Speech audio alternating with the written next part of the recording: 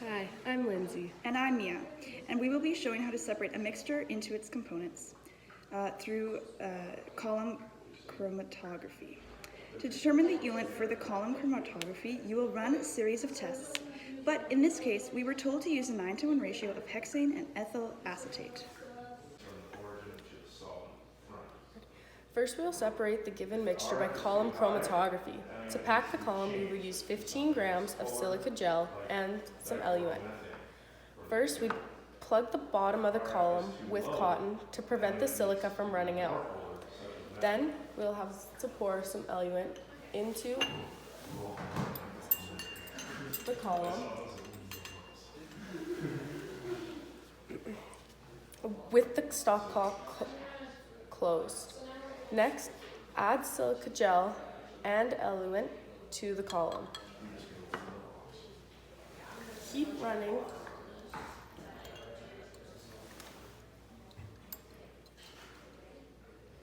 Open the stopcock and run the silica into the column. Keep running the silica with the eluent to get it all. Until all 15 grams are in the column. Yeah. Never let the column run dry.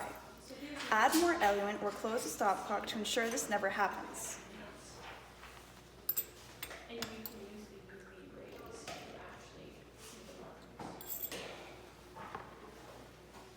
Next, tap the side of the column with a tube to help the silica pack at the bottom.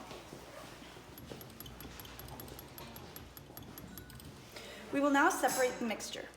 To do this, dissolve the mixture in a very small amount of ethyl acetate. We need the smallest volume possible for the sample, otherwise the sample bend will be too broad and you will struggle to separate the components. Using a pasteur pipette, gently add the sample to the side of the column.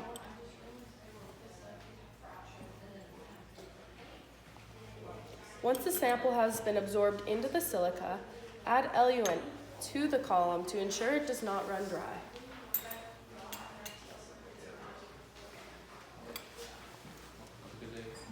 After the sample has completely absorbed into the silica gel, the column will be run into test tubes to collect fractions to be analyzed by TLC. Now we want to prepare our TLC plate. First, make a line about 1 centimeter from the bottom.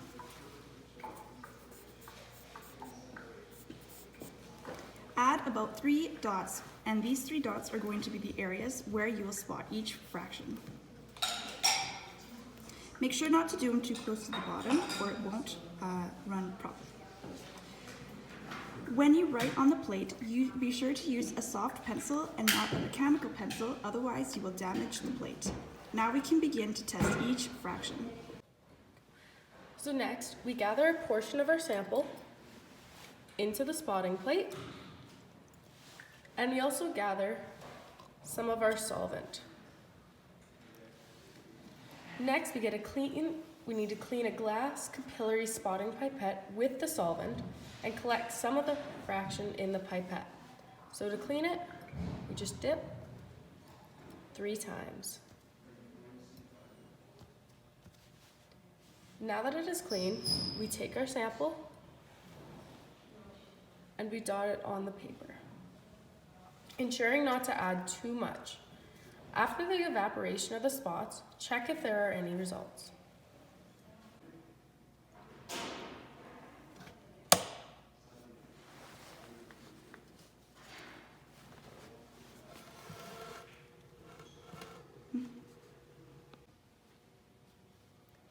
Next, we need to develop the TLC plate.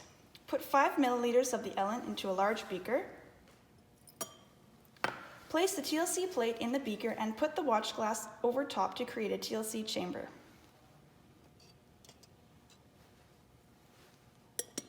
The TLC chamber is where the plate can develop. Once the eluent has moved up the TLC plate about 5 milliliters from the top, take the plate out and let this eluent evaporate.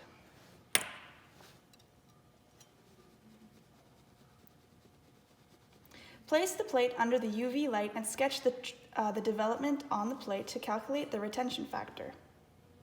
To calculate the retention factor, measure how far the sample has traveled up the plate